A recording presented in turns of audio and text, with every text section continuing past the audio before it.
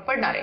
निवडणुकीमुळे नव्यानंच भाजपमध्ये आलेले अपक्ष आमदार महेश लांडगे आणि भाजप शहराध्यक्ष आमदार लक्ष्मण जगताप यांच्यात संघर्षाचा दुसरा अध्याय सुरू होणार आहे।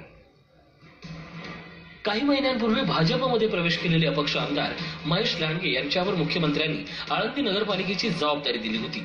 महेश लांडगे यांनी हा विश्वास सार्थ ठरवत आळंदीत 10 वर्षापासून सत्तेवर असलेल्या शिवसेनेकडून भाजपनं सत्ता खेचून आणली।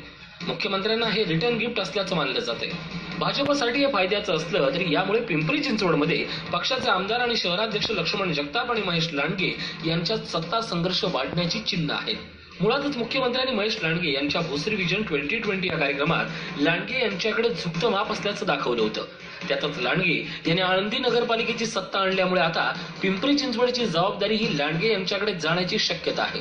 भाजप पदाधिकारी मात्र नव्या जुन्याचा समन्वय साधला जाईल असं सांगतायत। आळंदीमध्ये सत्ता आणत महेश लांडगे यांनी एका दगडात अनेक पक्षी मारले।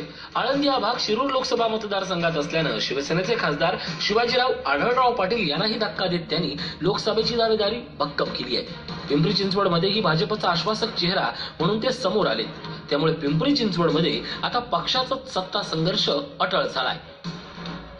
अपक्ष आमदार महेश लांडगे यांनी भाजपमध्ये प्रवेश केल्यापासूनच भाजप शहराध्यक्ष लक्ष्मण जगताप आणि लांडगे यांच्यामध्ये संघर्ष सुरू झाला होता। आता आळंदीमध्ये सेनेकडची सत्ता भाजपकडून खेचून आणण्यात महेश लांडगे यांनी महत्त्वपूर्ण भूमिका निभावलेली आहे।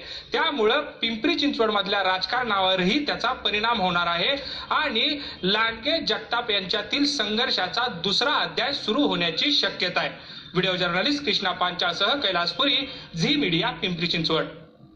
राष्ट्रीय जनता दलाचे